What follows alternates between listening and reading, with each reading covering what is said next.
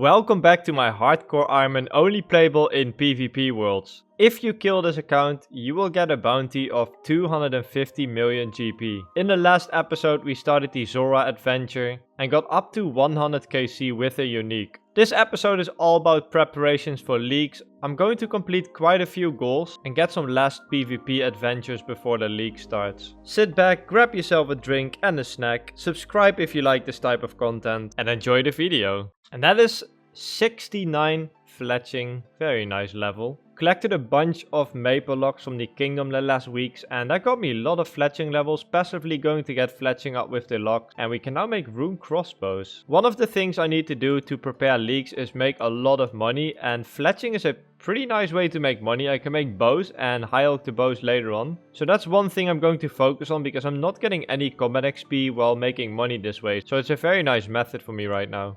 I went through my bank a bit and I managed to high elk items for 200,000 GP. Shield left half and a dragon mat and a granite sword. They are cool items to get, but they are really not doing anything in my bank and they are on a collection log. So I just decided to high elk it and made some more money. We have 2.4 million GP right now. And that's 70 fletching, very nice level because with that level I can fletch yew longbows, and I have quite a few yew logs saved up from profit snakes. I'm going to make them all into bows later and that should get me a couple 100,000 GP as well. And that is another level, 71 fletching for dragon stone tipped runite bolts. That's a nice level to get because I can now make dragon bolts for Zura, and I have a lot of dragon stone tipped from the gargoyle boss. So yeah, a little bit more DPS when I go back to Zura. In the last episode we managed to get an elite clue on 100 kill count, so we are going to try it. I'm trying all of my clue scrolls. Not only can I make a bit of money from them, it's also just really fun to do. And there's some pretty cool uniques as well. Step 1 completed, step 2 completed, step 3 completed. 4 I had to go to King Black Dragon, so I just did a KBD trip again. And this time I did take my shield, so didn't get chanced. And that is a casket, very nice. That's going to be my second elite clue reward on the account. Mr. C Engineer is here to wish me good luck. Elite clue completed for nothing too much. 232k. Alright, so we are in my base for the next week. I'm going to camp Wyverns for a long time because I need a lot of money and this is a very nice place to make money. I looked up different options and Wyverns is going to be my best option because I get the lowest amount of combat XP for the most amount of money. I could do Kuresks, which is way more money per hour for example, but I will gain way too much combat XP and I don't want that yet. So yeah, Wyverns it is, plus there's a nice bonus, I am able to get a Visage. And the bolts that Wyverns drop are also very nice, so this is a perfect monster to camp. So yeah, let's see if we get any good loots. That is the first notable drop, granite plate legs, 1 in 512 I believe. Not an item you want to see too much because it's so rare, but that is a 40,000 GP high elk, so I'll take it. That will put us at 500,000 GP this trip. And that's going to be the last kill of the trip. My Carol's leather skirt is almost broken, so I need to repair that. But overall that was a really nice trip, 920,000 GP. 445 adamant bolts and 342 rune bolts. And then we got a bunch of seeds and magic locks. If I get my fletching up later on, I will be able to make the magic locks into magic bows and make a lot of money with the locks as well. That's another reason why Wyverns are so nice for me right now. But yeah, overall a very solid trip. Doing my daily farm run for 73 farming. I can now plant lanthanimes. That will be nice for my Urblo training. It's time to switch it up a bit. I'm going to make some bowstrings for my locks and bows I can make to high elk for GP. I'm not sure if this is the best place, but I like the Fremenic area because pures cannot go here, so I think it's pretty safe. And I do have some food to tank to the bank. But yeah, I'm going to use some of my flax that I got from Profit Snake, make some bowstrings, make some bows, and should get me some more money. And also I will get some crafting XP. In my opinion, one of the hardest skills to train on a PvP hardcore is crafting because it's so hard to get supplies. It's not as easy to do molten glass.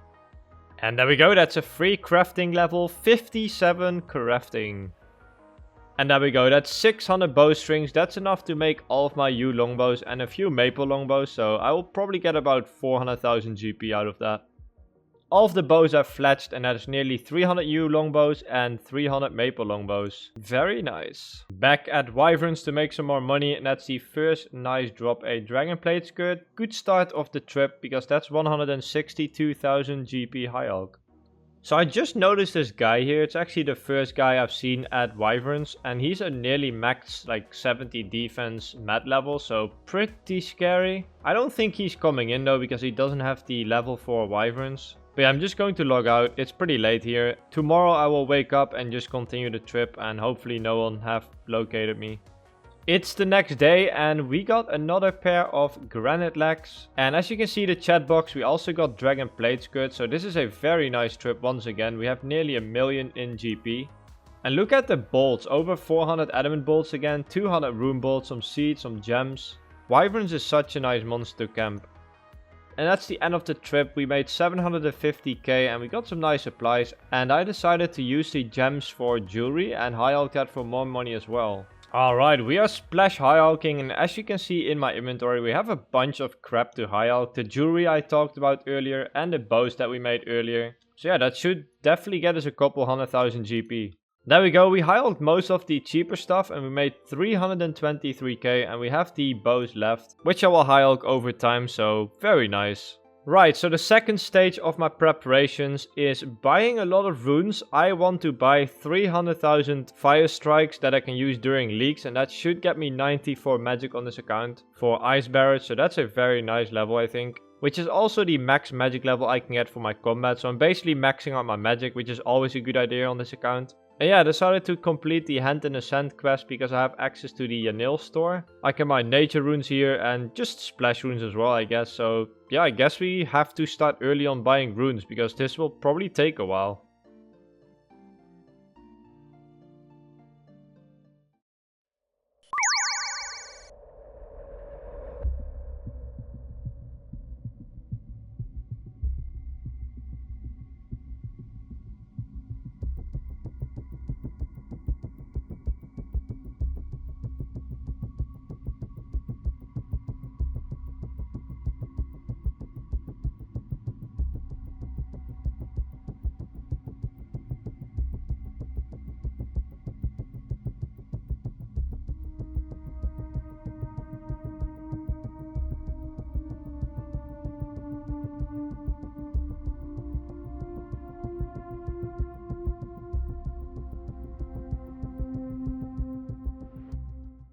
Change of plan, I switched to the pest control store because the Yanil shop is scouted a lot more. There's just in general more people checking there. So yeah, I spent around 5 hours at pest control buying out the rune shop and doing some high elking and selling bows in between to the general store. It wasn't too bad, just a lot of clicking. But we now have 300,000 fire strikes. That is a lot of runes. That looks so beautiful actually in the inventory. 100,000 of rune stacks. I spent 3.6 million GP on these runes, which is one of the things I need. The other thing I need is a lot of money for kingdom, so I can run my kingdom during leagues, get all the Herblore gains, and also get more locks for fletching, so I can get my fletching up and work on the magic locks later on. I make a bunch of GP that way. So yeah, that's basically my plan. We need to make a little bit more money, but other than that, we are pretty much prepared, I would say. Back at the good old Wyverns, and that is another Dragon Plate Legs drop for 162,000 GP. 500,000 GP so far this trip. And somehow my Granite Legs are always super close to my Dragon Legs drops. That is Granite Legs number 6. And that wraps up my last Wyvern trip. I am not able to get much more combat XP before leveling up. So the only GP left over I can make is from Fletching. But we should have enough GP for Kingdom now. I decided to do a few barrows chests, try and make some money that way, and I encountered this guy.